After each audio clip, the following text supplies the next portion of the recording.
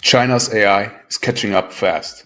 So for the first time, the US might actually lose its lead. In just a few weeks, China has dropped next level AI tools like DeepSeek R1, now Manus AI, Kling, Bidu, and more. These aren't just alternatives. They are surpassing US models in cost, performance, and innovation. But this isn't just about technology. It's about power, control, and the future of global AI leadership. Therefore, the US leaders, including OpenAI's Sam Altman, are pushing to stop the shift. But is it already too late? Most of us were shocked by the DeepSeek moment just a couple of weeks ago when the Chinese company DeepSeek released their R1 reasoning model, which is on par with OpenAI's O1 model, if not better, at a fraction of the cost. But that wasn't the only disruption. Just in the past couple of days, a new Chinese company released Manus AI, which some argue is the most advanced AI agent so far. For that reason, it marks a shift from a reactive assistance to a proactive task fulfillment with autonomous AI agents, reducing the need for constant human oversight. This efficiency leap could fundamentally change the way we interact with AI, but China isn't stopping there. Other top AI tools like Tray AI, which is an AI IDE that competes with Cursor and Windsurf for software development. And then there's Kling AI, video generator, positioned as a free tier to Sora, are rapidly emerging. As a result, China is not catching up anymore. It's actually redefining AI accessibility. Meanwhile, Vidu AI is advancing video generation by producing high resolution and longer form AI-generated video creation, an area where even top Western models struggle. And then there's Janus Pro, a DeepSeek multi-model rivaling Midjourney and DALL-E from OpenAI. Oh yeah, and by the way, it's open source, so it's freely available. For that reason, after testing all these tools, one thing is clear. The US is definitely in trouble. But it's not just about the pace of AI development. Although Chinese companies in AI get bad press from mainstream media, they operate with a significantly less funding than US companies like OpenAI or Anthropic.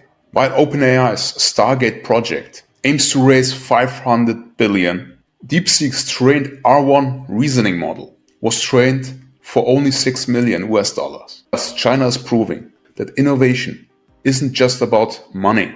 It's about efficiency and strategic breakthroughs. That's why Sam Altman started lobbying for bans on Chinese AI, companies like DeepSeek, but restrictions on AI chips from NVIDIA, which currently has a monopoly on the actual hardware that fuels the innovation in AI, have already been in place. So the question isn't whether China can access the best hardware, it's how they are succeeding despite these restrictions. China turned constraints into innovation. DeepSeek openly shared its approach in this white paper, giving the world access to their method on how to train large language models in the chain of thought method using reinforcement learning.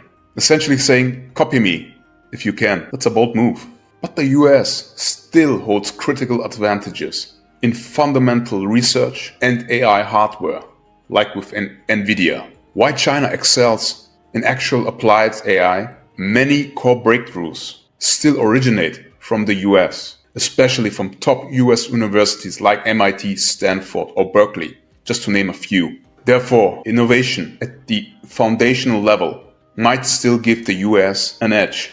But while China has a larger number of AI engineers that helps them to brute force innovation to a certain degree, the US still retains niche expertise. Decades of attracting global AI talent have created a highly specialized ecosystem in the US, especially in San Francisco, in the Bay Area. So while China may lead in deployment, the US still drives theoretical advancements for long-term progress. But centralized control in China, while enabling rapid development, also presents limitations. The close ties between tech companies and the government raise concerns about data privacy, censorship, and AI use for surveillance. Therefore, the US, with its decentralized AI landscape, may offer a more balanced approach, but framing AI development as nationalistic race ignores its global nature. Many breakthroughs come from international collaboration and open source contributions to basic research from universities around the world and AI research labs, when each sharing their white papers that is absolutely accessible to anyone. For that reason, the real divide is not between China and the US, but between open source and closed source AI development.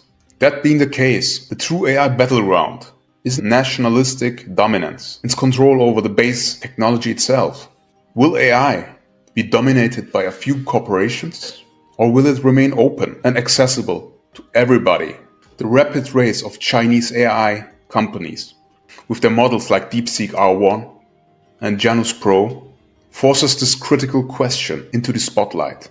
Unfortunately, or fortunately, depending on how you view it, China is leading the open source revolution. So China open source its models, its white papers, which is ironic. OpenAI has open in its name. It was intended to be open to the world as a counterpart to Google AI's growing power. Now they suddenly are all closed, except Mark Zuckerberg's Meta AI is one of the few in the US that actually pushes open source. As a consequence, Sam Altman's lobbying efforts, while understandable, may miss the bigger picture. Restricting Chinese AI companies could inadvertently stifle the very open source movement that democratizes AI. Therefore, the real threat isn't Chinese advancements. It's a future where AI is controlled by a handful of powerful entities.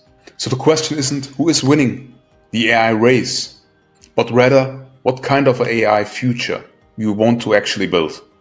Do we want AI to be controlled by a few, or do we want AI to be open, accessible, downloadable for each and everyone, which increases the rate of advancements and innovation in the long run, so everyone will benefit from AI, not just a few.